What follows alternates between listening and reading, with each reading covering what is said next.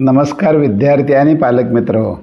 मी engineer Hemchandra Shinde, प्रवेश प्रक्रिया व करिअर मार्गदर्शक, अध्यक्ष centre for career guidance Baramati.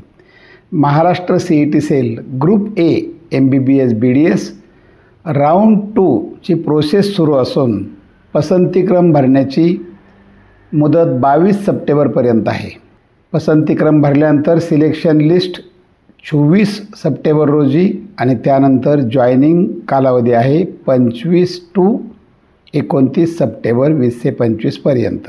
दुसऱ्या फेरीसाठीचे सीट मॅट्रिक्स म्हणजेच शिल्लक जागा हे जाहीर झालेलं आहे. तसंच दुसऱ्या फेरीसाठीची व्हर्च्युअल व्हॅकन्सीही जाहीर झालेली आहे. मग पसंतीक्रम भरताना सीट मॅट्रिकनुसार तयार करावायचा आहे का? क्लिअर व्हॅकन्सी आणि व्हर्च्युअल व्हॅकन्सी म्हणजे नेमकं काय? यामधून किती जागा आपल्याला उपलब्ध होत आहेत? तसंच काही वाढीव नवीन जागांचाही अभ्यास करणं आणि त्याचबरोबर पसंतीक्रम भरताना नेमक्या कोणत्या चुका टाळाव्यात, म्हणजेच काय दक्षता घ्यावी, तसेच संगणकातर्फे दुसऱ्या फेरीच्या जागांचं वाटप कसं केलं जातं याबाबत अत्यंत सविस्तरपणे जाणून घेण्यासाठी हा व्हिडिओ शेवटपर्यंत पाहावा. विषय समजून घेणं आपल्या दृष्टिकोनातून खूप महत्त्वाचं आहे. प्रथम पाहूया सीट मॅट्रिक्स. सीट मॅट्रिक्समध्ये दर्शवलेल्या जागा म्हणजे क्लिअर व्हॅकन्सी आहे, म्हणजेच या जागा पूर्ण रिकाम्या आहेत. पहिल्या फेरीमध्ये पसंतीक्रम भरला, सर्व जागांचं वाटप झालेलं असतं, मग प्रवेश मिळालेला असतो आणि तो जर नाकारला तर ती जागा रिकामी जाते. त्या ठिकाणी विद्यार्थ्यांनी फ्री एक्झिट घेतली जाते. अशा रिकाम्या राहिलेल्या जागा म्हणजे क्लिअर व्हॅकन्सी. त्याचबरोबर डिफेन्स, MKB, PWD, ऑर्फन यामधून विद्यार्थ्यांच्या अभावी काही जागा शिल्लक राहिलेल्या असतात आणि या जागांना आपण क्लिअर व्हॅकन्सी असं म्हणतो. मग MBBSची फ्री एक्झिट कोण घेत असेल बरं? तर ज्या विद्यार्थ्यांनी दोन्हीकडं म्हणजे MCCकडं आणि आपल्या स्टेटमध्येही रजिस्ट्रेशन केलं आणि प्रत्यक्षात एम्समध्ये प्रवेश अथवा 15% ऑल इंडिया कोट्यातून प्रवेश घेतलेले असतील असे विद्यार्थी फ्री एक्झिट घेतात. प्रथम आपण पाहूया आपल्या राज्यातील शासकीय MBBS सीट मॅट्रिक्स म्हणजेच clear vacancy. SC 75, ST 53, VJ 5, NT1 4, NT2 9, NT3 4, OBC 67, ACBC 33, EWS 37 आणि खुला गट 259 अशा एकूण 546 जागा सद्यस्थितीत रिकाम्या आहेत. एकंदरीत जेवढ्या जागा रिकाम्या आहेत तेवढ्या आत्ता नवीन विद्यार्थ्यांना प्रवेश मिळण्याची संधी आहे. आपण जर पाहिलं तर पहिली फेरी त्यावेळेला 41 संस्था होत्या आणि दुसऱ्या फेरीमध्ये मात्र 1174 ESIC अंधेरी मुंबई हे नवीन कॉलेज आलं. त्याची एकूण प्रवेश क्षमता 50 होती. त्यापैकी 25 जागा ह्या GOIसाठी आहेत आणि 25 जागा ह्या राज्यासाठी. त्यातील 17 जागा राज्यासाठी आणि 8 जागा AIQसाठी आहेत. एकंदरीत काय तर आपल्या राज्यातील विद्यार्थ्यांना या 17 जागांचा लाभ मिळणार आहे. दुसऱ्या फेरीसाठी आत्ता 42 संस्था आहेत आणि आपलं टोटल इंटेक झालेलं आहे 5899. क्लिअर व्हॅकन्सी आहे 546 आणि प्लस 11 अदर रिझर्वेशन्स डिफेन्स वगैरे जागा आहेत. पण या 546 पैकी 135 जागा ज्या आहेत त्या ऑर्फन, PWD आणि HA यांच्या आहेत. याही फेरीत जर काही विद्यार्थ्यांअभावी या जागा रिकाम्या राहिल्या तर तिसऱ्या फेरीसाठी मात्र त्या जागा सर्वांसाठी खुल्या होऊ शकतात. आपण डिफेन्सच्या बाबतीत पाहिलं तर डिफेन्स 1साठी 5 जागा आहेत आणि डिफेन्स 3साठी 4, MKBच्या 2 अशा एकूण 11 जागा शिल्लक आहेत. इंटरेस्ट आहे तो MBBS प्रायव्हेट. ज्या वेळेला पहिल्या फेरीमध्ये 23 कॉलेजेस होती आणि एकूण टोटल इनटेक होता 3219. राऊंड 2मध्ये नवीन कॉलेजमध्ये कुठलीही वाढ झाली नाही, परंतु इनटेक मात्र काही कॉलेजेसचा वाढला.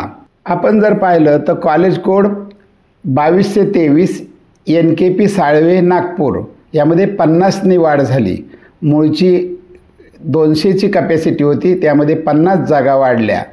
आणि त्याचबरोबर 1365 छत्रपती संभाजीनगर या ठिकाणी 100 जागांची वाढ झालेली आहे. आपण सीट मॅट्रिक्स म्हणजे शिल्लक जागा पाहूया. SC 30, ST 35, FIJE 8, NT1 5, NT2 5, NT3 5, OBC 54, SCBC 48, UR 351, एकूण 539 जागा आहेत. आणि IQच्या 411 अशा 950 जागा शिल्लक आहेत. IQ कोट्याच्या 411 जागा वगळता जरी आपल्याला 539 जागा उपलब्ध होत असल्या तरीसुद्धा वेदांता कॉलेजमधून 110 जागा आहेत. या ठिकाणी कोणतंही शैक्षणिक शुल्क माफी नाही. इथलं शुल्क 16 लाखाच्या दरम्यान आहे.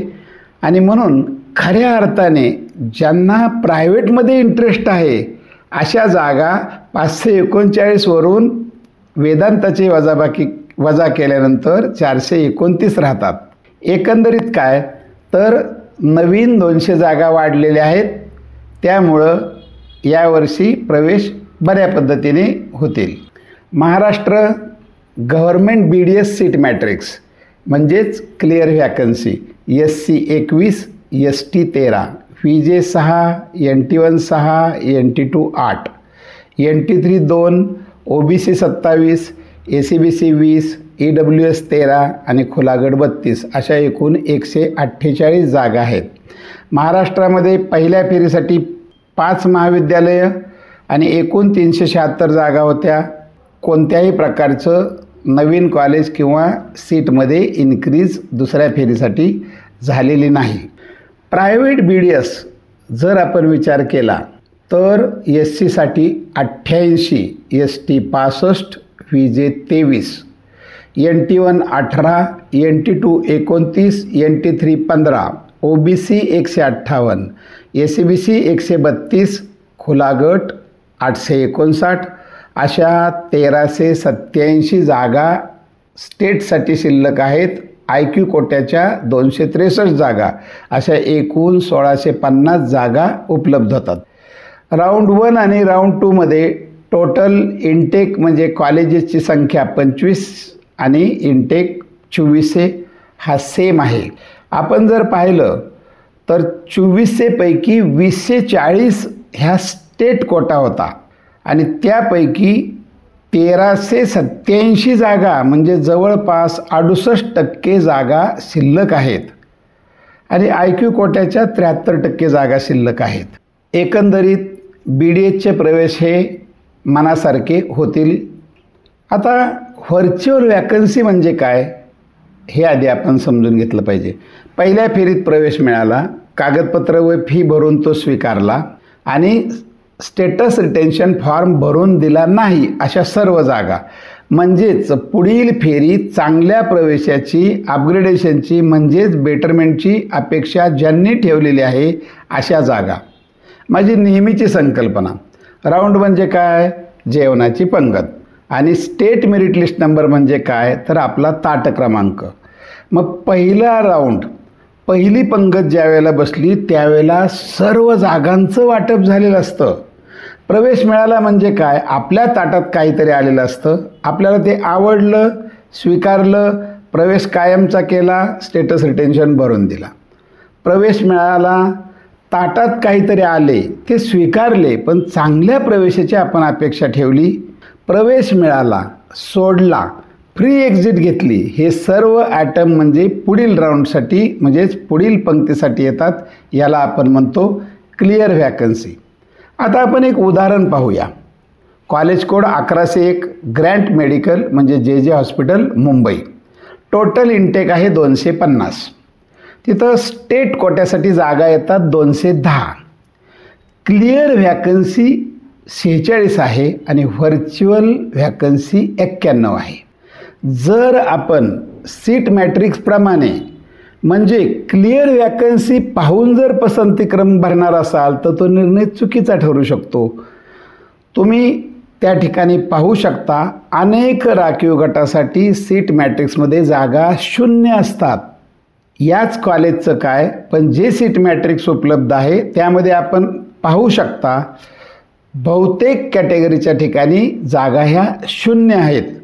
परंतु व्हर्च्युअल व्हॅकन्सीमध्ये प्रत्येक गटासाठी शक्यतो जागा ही आहेच.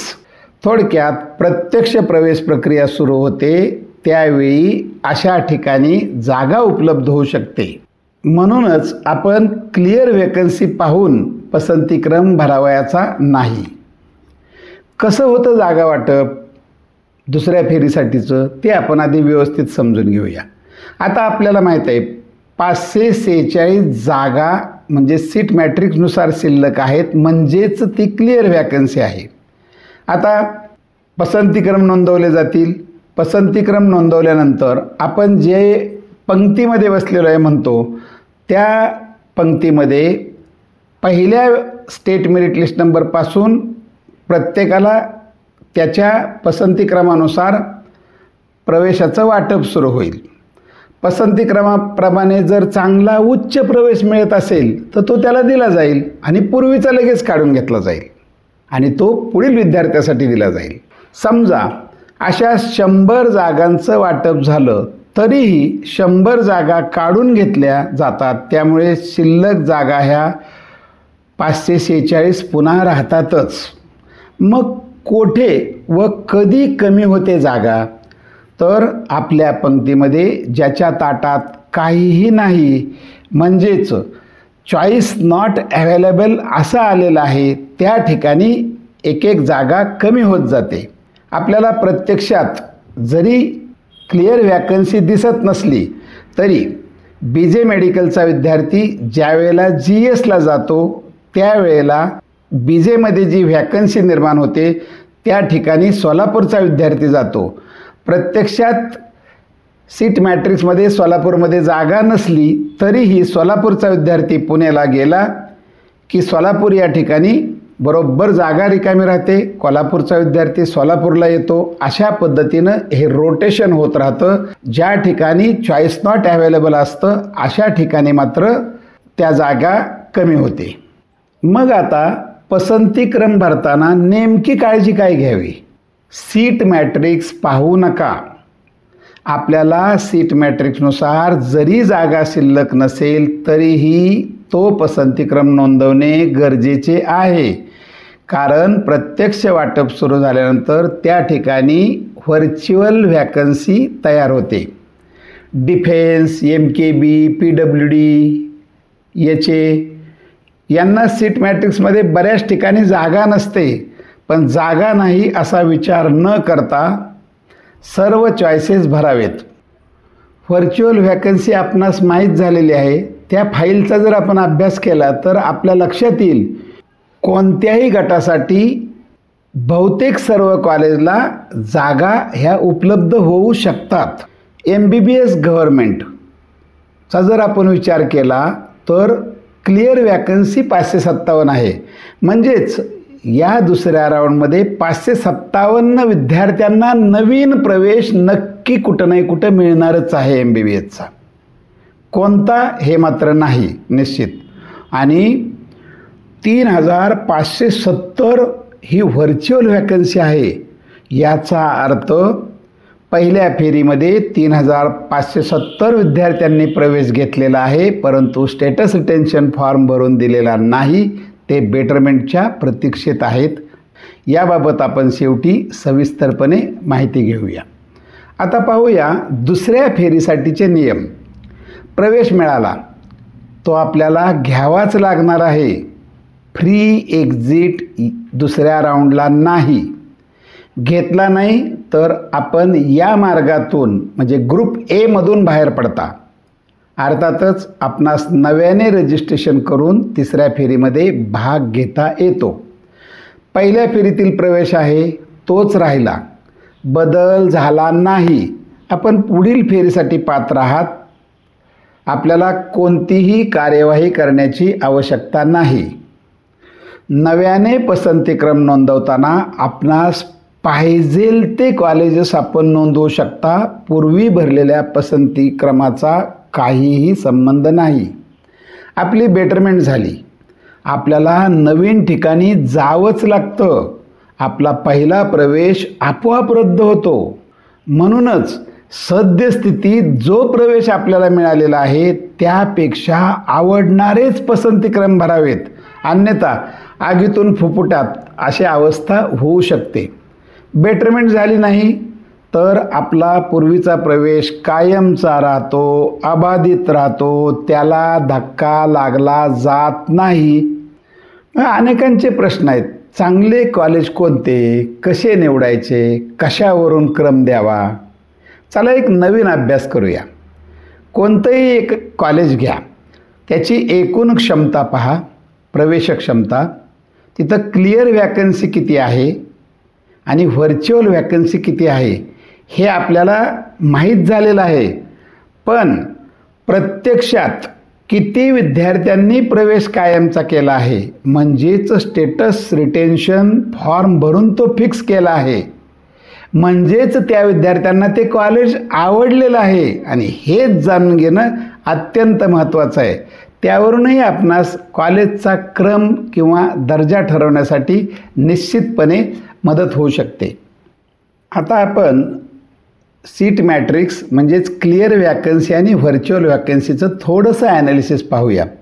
जसं कॉलेज कोड 1101 आहे, जे हॉस्पिटल ग्रँट मेडिकल, 250 कॅपॅसिटी आहे, स्टेट कोटा 210, क्लिअर वॅकन्सी 46 आहे, व्हर्च्युअल वॅकन्सी 91 आहे.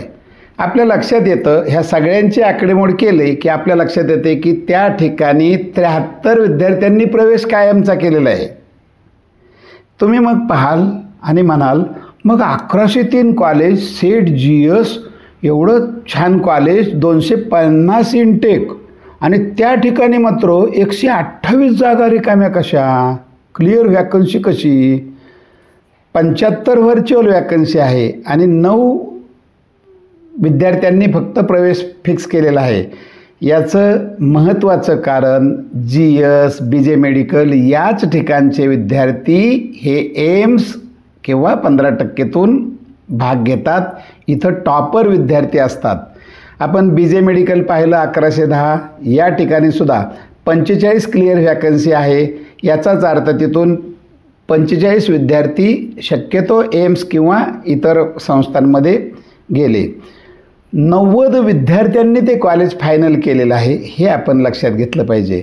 याच पद्धतीनं जर पाहिलं तर college code 1150, GMC Baramati, 85 state quota आहे, 6 फक्त क्लिअर वॅकन्सी आहेत, 44 व्हर्च्युअल, पण 35 विद्यार्थ्यांनी तिथं आपला प्रवेश फिक्स केलेला आहे.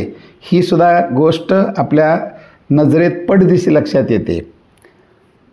एकंदरीत आपल्या महाराष्ट्रामध्ये गव्हर्मेंटच्या 42 कॉलेजमधून आपल्याला 4936 स्टेट कोट्याच्या जागा होत्या. त्यामधून 557 क्लिअर वॅकन्सी शिल्लक आहे, 3570 व्हर्च्युअल वॅकन्सी आहे आणि 809 विद्यार्थ्यांनी रिटेन्शन देऊन प्रवेश हा घेतलेला आहे. या माहितीबरोबर प्रायव्हेट कॉलेजमधला अभ्यास करणं हे आपल्या दृष्टिकोनातून खूप महत्त्वाचं आहे. आपण जर पाहिलं 1105 KJ Somaiya Mumbai, clear vacancy आहे 13 आणि व्हर्च्युअल वॅकन्सी आहे 74. या ठिकाणी 13 विद्यार्थ्यांनी रिटेन्शन दिलेलं आहे. आपण पाहिलं 1112 मायमर असू द्या, व्हर्च्युअल वॅकन्सी 103 आहे आणि 24 विद्यार्थ्यांनी रिटेन्शन दिलेलं आहे. तर रिटेन्शन देऊन कॉलेज फायनल करण्याचं स्थिती फक्त अगदी थोड्याच कॉलेजमध्ये आहे. आपण जर पाहिलं 1157 वाजपेयी पुणे, 6 फक्त वॅकन्सी आहे, 62 लोकांनी तिथं व्हर्च्युअल वॅकन्सी आहे आणि 32 विद्यार्थ्यांनी प्रवेश फिक्स केलेला आहे. काशीबाई नवलेलाही 24 विद्यार्थ्यांनी प्रवेश फिक्स केलेला आहे. आता याच्या उलट जर आपण पाहिलं तर 1147 वेदांता पालघर, 132 क्लिअर वॅकन्सी आहे, व्हर्च्युअल वॅकन्सी 18 आहे. एकही विद्यार्थ्यांनी त्या ठिकाणी रिटेन्शन देऊन प्रवेश फायनल केलेला नाही. ठीक आहे, वेदांता पालघरची फी ही जास्त आहे. आपण दुसरं उदाहरण घेऊया. 1152 कुडाळ सिंधुदुर्ग, 55 क्लिअर वॅकन्सी आहे आणि 94 व्हर्च्युअल वॅकन्सी आहे. एकही विद्यार्थ्यांनी स्टेटस रिटेन्शन देऊन कॉलेज फायनल केलेलं नाही.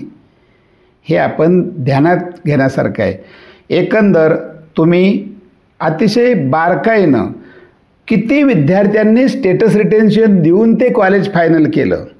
आपण जर पाहिलं की गव्हर्मेंटमध्ये सुद्धा आपल्याकडं अकोला होतं, गडचिरोली होतं, या ठिकाणी सुद्धा काही विद्यार्थ्यांनी प्रवेश फिक्स केलेला होता. याचं कारण त्या भागातील ते विद्यार्थी असू शकतात, पण प्रायव्हेटमध्ये मात्र ह्या गोष्टीचा आपण बारकाईनं अभ्यास करावा आणि व्हर्च्युअल वॅकन्सी किती, क्लिअर किती, याहीपेक्षा किती विद्यार्थ्यांनी रिटेन्शन दिलेलं आहे. त्यासाठी तुम्हाला फक्त एवढंच करावं लागतं की टोटल इनटेक किती आहे कॉलेजचा, हे आपल्याला अभ्यास करावा लागतो. सततचा एक प्रश्न आहे, मिळेल का MBBS माझ्या या SML पर्यंत? लक्षात घ्या, आपल्याला प्रवेश मिळेल का? आपल्याला कोणताही प्रवेश नाही. आपल्याकडं चॉईस नॉट अवेलेबल आहे असं गृहीत धरा. मग आपल्यावरती पंक्तीमध्ये किती विद्यार्थी चॉईस नॉट अवेलेबलचे आहेत यावरती एक ते अवलंबून असतं. त्याचबरोबर आपल्यावरती किती विद्यार्थ्यांनी BDS घेतलेलं आहे हे सुद्धा खूप महत्त्वाचं असतं. काही विद्यार्थी एखादा समजा 3000 SML पर्यंत प्रवेश हा बंद झालेला आहे गव्हर्मेंट MBBSचा. अशा वेळी काही विद्यार्थी प्रायव्हेटमध्येच्या जाण्याच्या ऐवजी BDSचा पर्याय स्वीकारतात. मग ते विद्यार्थीसुद्धा यावेळी शासकीय MBBS घेऊ शकतात. त्याचबरोबर आपल्यावरचे विद्यार्थी काय पसंतीक्रम नोंदवतात हेही खूप महत्त्वाचं असतं. अशा असंख्य गोष्टीवरती आपल्याला प्रवेश मिळेल का हे अवलंबून असतं.